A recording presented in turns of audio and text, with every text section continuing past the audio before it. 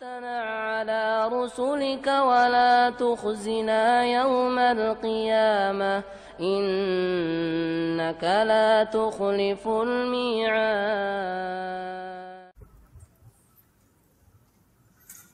Baik, kita lanjutkan kisah Nabi Sulaiman alaihissalam dalam surat berikutnya, itu dalam surat Saba. Dalam surat Saba ayat 12 dan seterusnya.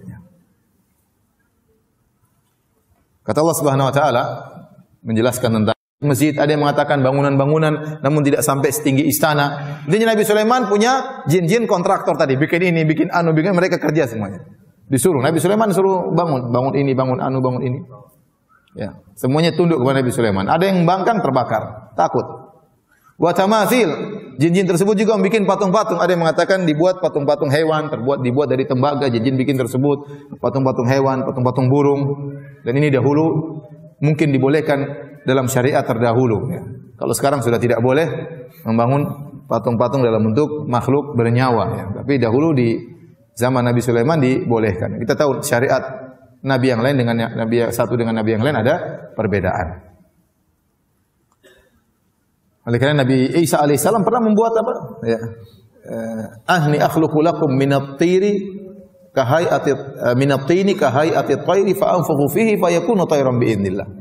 Nabi Isa pernah membuat patung dari tanah liat berbentuk burung, kemudian Nabi Isa tiup maka terbanglah burung tersebut. Intinya dia buat patung burung. Ya. Kalau di zaman Bani Israel itu mungkin diperbolehkan, kata sebagian ulama seperti Al-Baghawi dalam tafsirnya. Adapun sekarang tidak diperbolehkan. Kemudian kata Allah Subhanahu wa taala, wajifanin.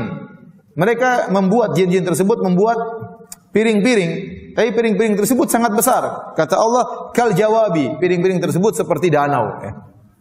Jadi piring-piring raksasa besar-besar ya. Karena anak buah Nabi Sulaiman sangat banyak ya. Ya, ada jin, ada hewan-hewan yang mungkin anak buahnya, ada gajah, pokoknya sehingga piringnya aja sebesar apa? Sebesar danau. Kata Allah, wa qudurir rasiyat, dan kidir-kidir, yaitu panci-panci yang rasiyat yang tidak bisa diangkat, menunjukkan panci tersebut sangat besar. Untuk angkat nggak bisa. Berarti piringnya gede, yang jelas pancinya juga apa? Gede. Yang jelas kompornya juga gede. Ini yang ngerjain bukan manusia, nggak bisa. Jin-jin yang disuruh kerja oleh Nabi Sulaiman. Ini menunjukkan jin-jin punya kekuatan memang. Jin-jin punya kemampuan. Mampu tadi untuk menyelam, mampu untuk jadi kontraktor dan yang lainnya. Kata Allah, i'malu ala Dawud syukra. Wahai keluarga Daud, wahai Sulaiman, i'malu, beramalah engkau. Beramallah kalian, beramal solehlah kalian, syukran sebagai bentuk syukur kepada Allah. Oleh karena di antara bukti seorang bersyukur kepada Allah adalah dengan beramal soleh. Omong kosong kalau seorang mengatakan saya rajin, saya bersyukur kepada Allah, tapi tidak pernah beramal soleh.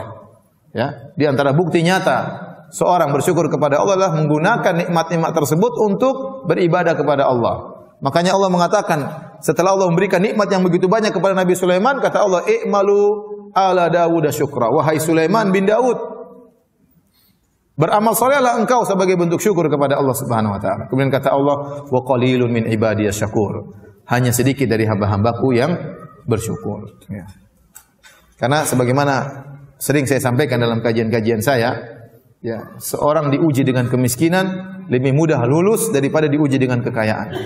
Seorang lebih mudah untuk bersabar dengan kekurangan yang ada daripada bersyukur dengan harta yang dia miliki. Kebanyakan orang diuji dengan harta, dia lupa diri. Ya, dia lupa diri. Ya. Sehingga buktinya di surga kelak kebanyakan penghuninya adalah orang-orang miskin. Orang-orang kaya kemana? Ke tempat yang lainnya. Tapi ada orang-orang kaya namun tidak banyak. Kenapa? Sebagai bukti bahwasanya kebanyakan manusia diuji dengan kekayaan tidak lulus. Dan kebanyakan manusia diuji dengan kekurangan bisa lulus. Tapi kalau antum disuruh milih diuji dengan kekayaan atau milih diuji dengan kemiskinan, antum milih diuji dengan apa? Kekayaan. Diuji dengan kekayaan tapi lulus, itu yang susah. Itu yang susah. Tapi itu bukan pilihan antum.